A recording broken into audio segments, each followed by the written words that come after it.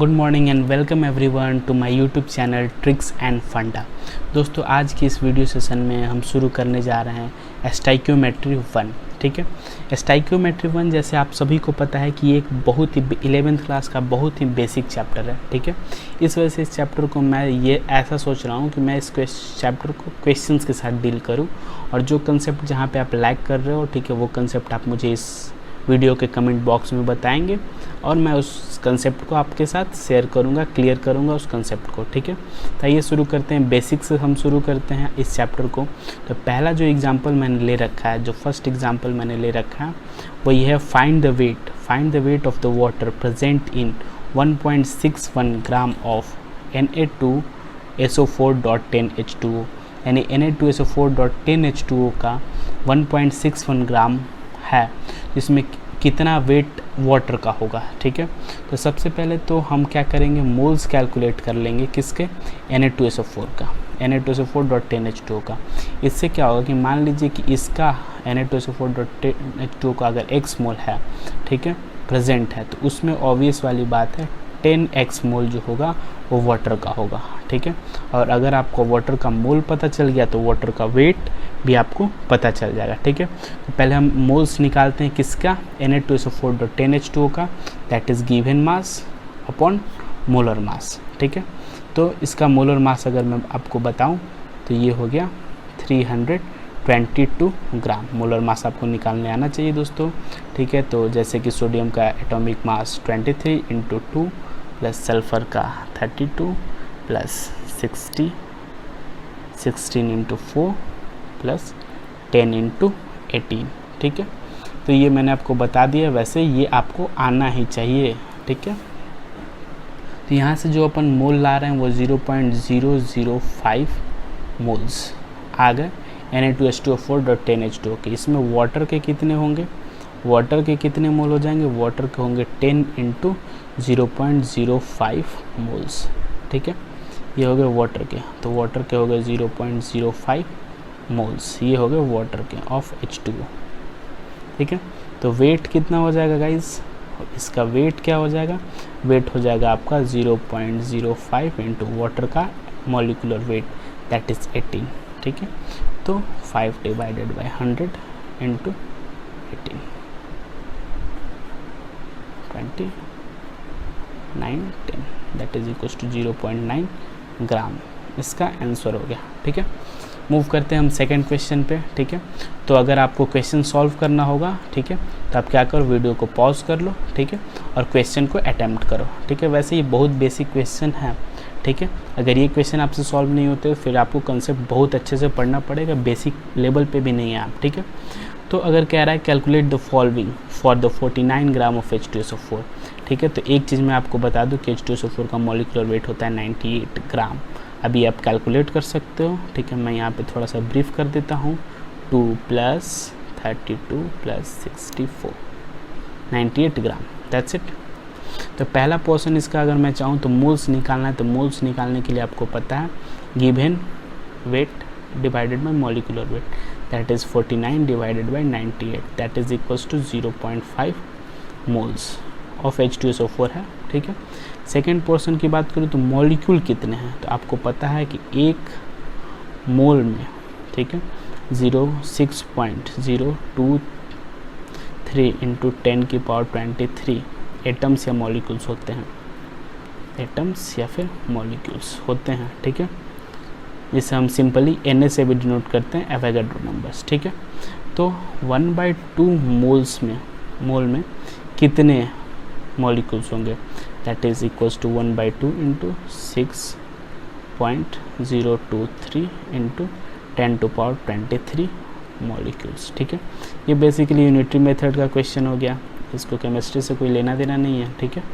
तो ये हो गया 3.011 × 10⁻23 मॉलिक्यूल्स। ठीक है, अगर सी पोर्शन की मैं बात कर लूँ, ठीक है, तो टोटल हाइड्रोजन एटम, यहाँ पे आप देखो H2SO4 में अगर हम एक मॉलिक्यूल H2SO4 लेते हैं, ठीक है, तो उसमें आप ध्यान दो तो यहाँ पे क्या है, टोटल एक H2SO4 में 2 हाइड्रोजन के एटम्स है, तो 2 हाइड्रोजन एटम एक मॉलिक्यूल ऑफ H2SO4 में है, ठीक है। तो सिंस हमारे पास कितने हाइड्रोजन के कितने मॉलिक्यूल्स हैं, 3.011 इंटू 10⁻23 मॉलिक्यूल्स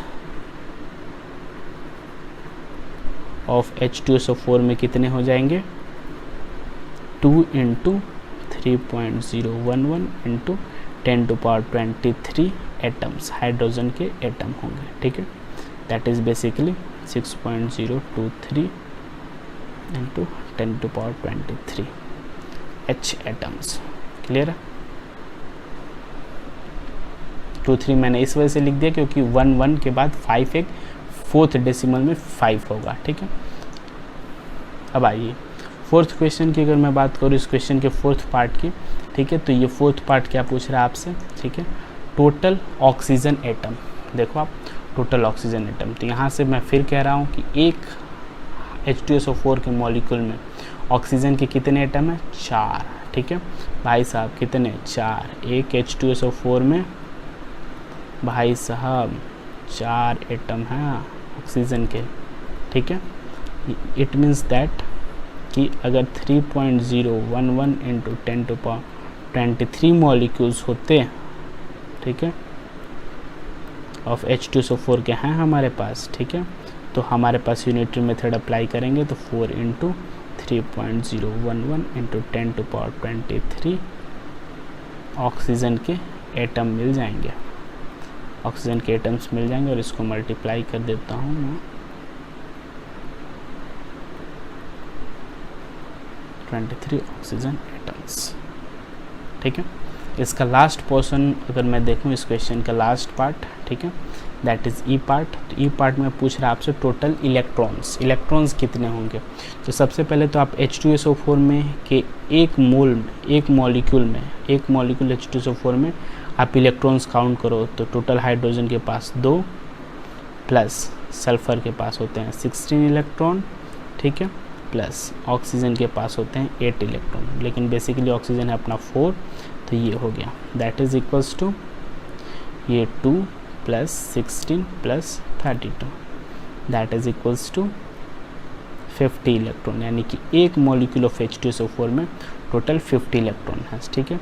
तो दैट्स वाई टोटल इलेक्ट्रॉन कितने हो जाएंगे, total electron that is equals to 3.011 into 10⁻23 into 50, ठीक है।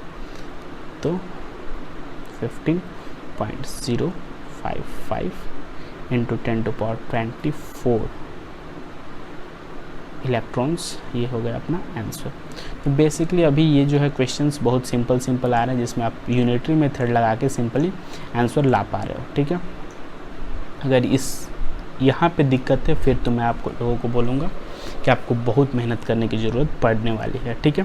तो अगला क्वेश्चन की तरफ बढ़ते हैं हम। Calculate the total ions and charge present in 4.2 gram of N3- ion होता है जिसे हम बोलते हैं एजाइड आयन, ठीक है। N3- को अपन बोलते हैं एजाइड आयन, ठीक है। जब मैं इनऑर्गेनिक बताऊंगा आपको, ठीक है, तब हम इसमें डील करेंगे, ओके। तो सबसे पहले मैं बता दूं आपको, N3- का मॉलिक्यूलर वेट अगर आपको कोई पूछे तो क्या होगा, एक ही नाइट्रोजन का एटम है भाई साहब, मॉलिक्यूलर वेट एक ही नाइट्रोजन एटम है, दैट्स वाई ये मॉलिक्यूलर वेट 14 ग्राम, ठीक है। अब हमको क्या करना है, पहले इसका मोल्स कैलकुलेट करने पड़ेंगे। मोल्स ही क्यों कैलकुलेट करेंगे, अगर मोल्स कैलकुलेट हो जाएंगे तो अपने आयन चार्ज सारे कैलकुलेट हो जाएंगे। तो moles given weight upon molecular weight that is equals to 0.3 mole, ठीक है। ये पॉइंट डेसिमल इधर गया, इधर 3, ये 3 टाइम्स 0.3 मोल आ गया अपने पास, क्या, अजाइड आयन, ठीक है। अब एक चीज़ बताओ, आयन क्या होता है, आयन वैसे कंपाउंड या फिर एलिमेंट, कंपाउंड जिस पे क्या हो, कोई चार्ज हो, कोई भी चार्ज हो, वो एक यूनिट चार्ज हो सकता है, 2 चार्ज माइनस प्लस हो सकता है, ठीक है, या फिर 3 हो सकता है, नंबर मैटर नहीं करता, कितने चार्ज हैं, +1 भी हो सकता है, +2 भी हो सकता है, +5 भी हो सकता है, -6 भी हो सकता है, कुछ भी हो सकता है, बट चार्ज होना चाहिए, ठीक है। तो उसे हम बोलते हैं आयंस, ठीक है। तो इस केस में अगर मैं बात करूं, ठीक है, तो आप देखो कितने आयन्स हैं?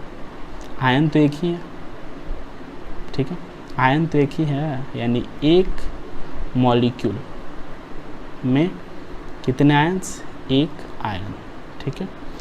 इसका मतलब ये है कि 0.3 मोल में कितने आयन्स हो जाएंगे ब्रो? 0.3 मोल में तो पहले आपको बताना होगा कितने मॉलिक्यूल्स होंगे, ठीक है। 0.3 में 0.3 इंटू Na मॉलिक्यूल्स होंगे, ठीक है। क्यों?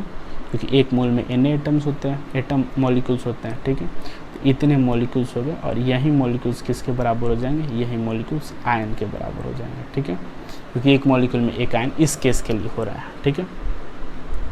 अब दूसरा हमसे बोल रहा है चार्ज पूछ रहा है, चार्ज, ठीक है।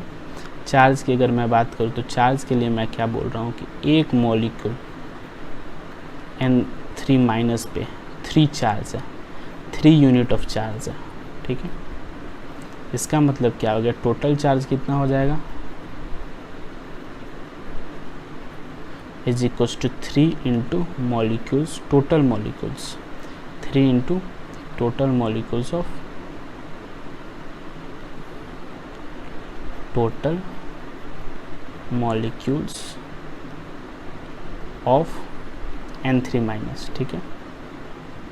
तो N3- के टोटल मॉलिक्यूल्स कितने हैं? ठीक है, that is 3 into 0.3 into Na, that's it, जिसका answer ultimately answer 0.9 into Na की वैल्यू आप पुट कर सकते हो, आपको पता है दैट इज़ 6.023 इंटू 10⁻23, ठीक है। तो ये तो था हमारा थर्ड क्वेश्चन। आते हैं अब हम अपन फोर्थ क्वेश्चन पे, ठीक है। तो आप अगर बनाने चाहते हैं, आपको कंसेप्ट पता है ये सब, तो ये बेसिक क्वेश्चन है जिसमें आप वीडियो को पॉज करके जल्दी से इसका आंसर दे सकते हैं कमेंट बॉक्स में, ठीक है। तो अगर मैं आप बात करूं अगले क्वेश्चन की, तो find the total number of iron atom present in 224 AMU। AMU के बारे में आपको पता है? AMU का फुल फॉर्म होता है, AMU का फुल फॉर्म होता है अलीगढ़ मुस्लिम यूनिवर्सिटी। नहीं, यहाँ पे AMU का फुल फॉर्म होता है एटॉमिक मास यूनिट, ठीक है। तो यहाँ पे का AMU कुछ और है, ठीक है। तो यहाँ पे AMU का फुल फॉर्म हो गया एटॉमिक मास यूनिट, ठीक है। एटॉमिक मास यूनिट जो होता है वो एक एटम के मास को बोलते हैं, एक एटम के मास के यूनिट को एटॉमिक मास यूनिट बोलते हैं, ठीक है। तो आपको अगर मैं बता दूं कि आयरन के एक एटम का जो मास होता है वो 56 AMU के इक्वल होता है, ठीक है। तो ऑब्वियस वाली बात है, टोटल एटम्स कितने हो गए? टोटल एटम्स कितने हो गए? That is total wait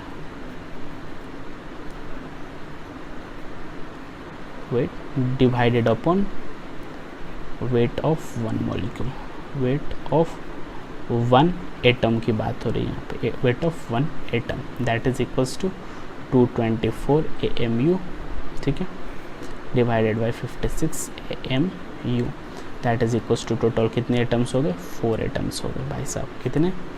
4 atoms.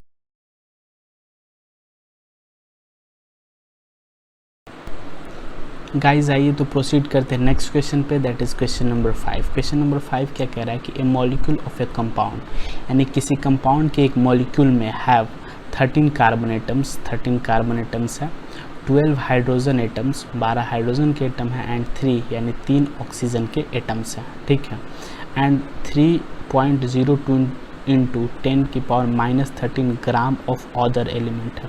कुछ और एलिमेंट है उसके बारे में नहीं पता, बट उस अदर एलिमेंट का वेट पता है जो कि ग्राम में है, ठीक है। तो find the molecular weight of the compound, ठीक है। क्वेश्चन देखने में आपको बहुत ईजी लग रहा होगा और एक्चुअली बहुत ईजी है भी, अगर आपको इस क्वेश्चन का मेजर कंसेप्ट पता है तो। मेजर कंसेप्ट जो इस क्वेश्चन का है वो ये है कि 1 AMU, भाई साहब 1 AMU में कितने ग्राम होते हैं, ठीक है।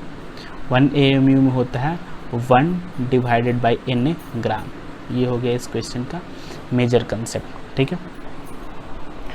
तो इस क्वेश्चन में ट्रिक क्या है, मतलब आपको अच्छा क्या लगेगा, एक मतलब आपको फंसाने के लिए, कैलकुलेशन में फंसाने के लिए ये डाटा ग्राम में दे रखा है और ये एटम्स की बात कर रखी है। तो एटम्स का वेट जो होता है वो AMU में आता है और ये डाटा जो दे रखा है वो ग्राम में दे रखा है। तो इसी को ओवरकम करने के लिए ये कंसेप्ट आपको आना चाहिए, ये आपको पता होना चाहिए, ठीक है। तो आइए फिर प्रोसीड करते हैं। 13 कार्बन एटम्स का अगर मैं वेट निकालूँ, ठीक है, तो 13 इंटू कार्बन एटम का वेट होता है 12 AMU, ठीक है। तो 13 इंटू 12, और जैसे कंसेप्ट के अनुसार अगर मैं AMU को कन्वर्ट करूँ ग्राम में तो 1/Na ग्राम, ये हो गया कार्बन 13 कार्बन का वेट, ठीक है। देन आफ्टर 12 हाइड्रोजन एटम्स के वेट कितने होंगे, 12 इंटू 1 हाइड्रोजन एटम, एक हाइड्रोजन एटम का 1 AMU, that's why 12 into AMU को कन्वर्ट कर दिया हमने 1/Na ग्राम। थर्ड अगर मैं बात करूँ तो 3 ऑक्सीजन एटम्स थे, ठीक है, तो 3 इंटू एक ऑक्सीजन एटम का वेट जो हो गया वो 16 AMU हो गया, ठीक है। That's why 3 into 16 and AMU को रिप्लेस करके हमने क्या लिख दिया 1/Na ग्राम। और जो अदर एलिमेंट जो था उसका वेट भी इसने दे रखा है 3.02 इंटू 10⁻⁻23 ग्राम। तो अब क्या हो गया, सारे यूनिट्स जो हो गए ग्राम में आ गए, यानी कि अब इसको हम क्या कर सकते हैं, ऐड कर सकते हैं सिंपली, ठीक है। तो अब सिंपली ऐड करेंगे तो टोटल वेट जो उस मॉलिक्यूल का होगा वो क्या हो जाएगा 12 into 13/Na plus 12/Na plus 3 into 16/Na plus ये जो अदर एलिमेंट का वेट है दैट इज़ 3.02 इंटू 10⁻⁻23, और ये सारे के सारे यूनिट्स ग्राम में, तो ग्राम में इसका टोटल वेट आएगा, ठीक है। अब बाकी कुछ नहीं, कैलकुलेशन है। NaLCM निकाल लिया हमने, तो 13 इंटू 12 156, 12 Na, ठीक है, प्लस 16 इंटू 3 48, और प्लस यहाँ पे इसका डिनोमिनेटर क्या है 1 है, दैट्स वाई Na इसके मल्टीपल में क्या आ जाएगा Na आ जाएगा, ठीक है, क्योंकि यहाँ पे Na है और इसका डिनोमिनेटर 1 है, दैट्स वाई Na इसके न्यूमरेटर में आ जाएगा 3.02 इंटू 10⁻⁻23 इंटू Na। और जैसा आप सभी को पता है कि Na की वैल्यू क्या होती है, तो Na की वैल्यू हमने अगले स्टेप में पुट कर दी है, रख दी है, ठीक है। रखने के बाद ये 10⁻⁻23 एंड 10⁻23 कैंसिल आउट। अब इन दोनों को मल्टीप्लाई करो, कैलकुलेट करो, तो अपना आंसर जो आ गया वो 234.18 डिवाइडेड बाई Na ग्राम। तो आप इस ग्राम में अगर पूछ रहा है तो ग्राम में छोड़ दो, ठीक है। अगर आप चाहते हो उसको AMU में कन्वर्ट करना तो आपको पता है कि 1/Na gram is equals to 1 AMU। तो 1/Na ग्राम को हमने क्या किया, 1/Na ग्राम को पिक किया और उसको AMU में कन्वर्ट कर दिया। तो ये हो गया इसका फाइनल आंसर AMU में, अदरवाइज अगर ग्राम में पूछ रहा तो अब ग्राम में ये आंसर हो गया। तो इस क्वेश्चन में बेसिकली कुछ था नहीं, कंसेप्ट के नाम पे बस यही था कि आपको यूनिट कन्वर्जन आना चाहिए और आपको पता होना चाहिए कि अगर यूनिट सेम होती है तभी एडिशन, मल्टीप्लिकेशन, सब्सट्रैक्शन और डिवीज़न होता है। ऐसा नहीं कि अलग अलग यूनिट को उठा के पटक दिया, ज़बरदस्ती कर ली यूनिट के साथ। तो यूनिट के साथ ज़बरदस्ती नहीं कर सकते हैं आप, ठीक है। इंसान के साथ ज़बरदस्ती की जा सकती है, यूनिट के साथ नहीं तो इतना अच्छा, इतना गंदा रिजल्ट आता है फिर आपको पता भी नहीं चला कि गलती कहाँ हुई है, ठीक है। तो आइए देखते हैं अब अपना नेक्स्ट क्वेश्चन। एंड ये मैं कहना चाहूँगा कि one of the best question है एम्पेरिकल फार्मूला फाइंड करने के लिए। मतलब इसमें सारे कंसेप्ट आपको दिख जाएंगे, ठीक है।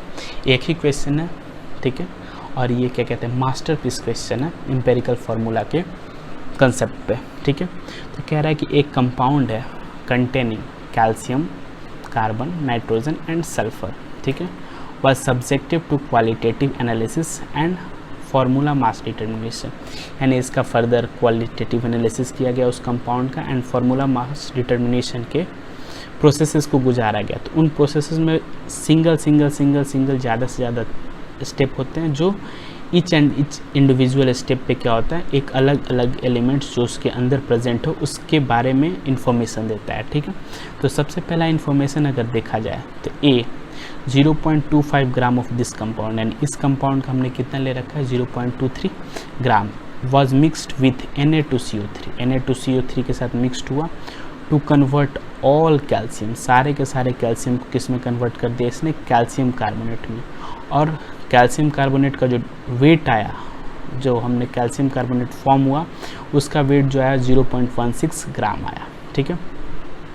सिमिलरली फिर हमने क्या किया 0.115 ग्राम ऑफ सैंपल, उसी कंपाउंड का एक सैंपल लिया और इसको was carried through a series of reactions, ढेर सारे रिएक्शंस किए गए अनटिल ऑल इट्स सल्फर, यानी कि इस कंपाउंड में जो भी सल्फर था वो चेंज हो गया SO4- यानी सल्फेट आयन में, ठीक है, एंड प्रिसिपिटेटेड एज, और प्रिसिपिटेट हो गया 0.344 ग्राम ऑफ BaSO4, ठीक है, यानी प्रिसिपिटेट किस फॉर्म में आया, BaSO4 के फॉर्म में, ठीक है।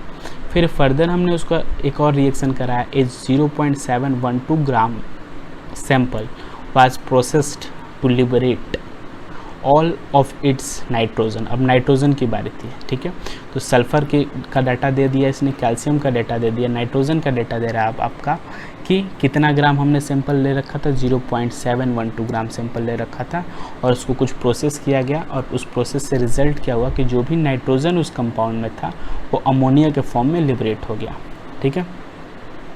और अमोनिया का वेट भी दे रखा है कि अमोनिया कितना वेट है, कितना अमोनिया ऑब्टेन हुआ, ठीक है।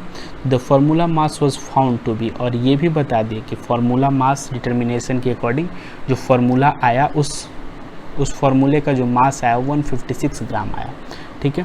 तो determine the empirical and molecular formula of the compound, यानी कि इम्पेरिकल और मॉलिक्यूलर फार्मूला कंपाउंड का निकालना है। तो वैसे ये लंबा क्वेश्चन है, लोग पढ़ने से पहले ही डर जाते हैं, बट आपको सिंपली एक एक स्टेप पढ़ते जाना है और एक एक स्टेप सॉल्व करते जाना है। तो मैंने पहले तो आपको क्वेश्चन समझा दिया, अब मैं सॉल्व कर रहा हूँ, ठीक है।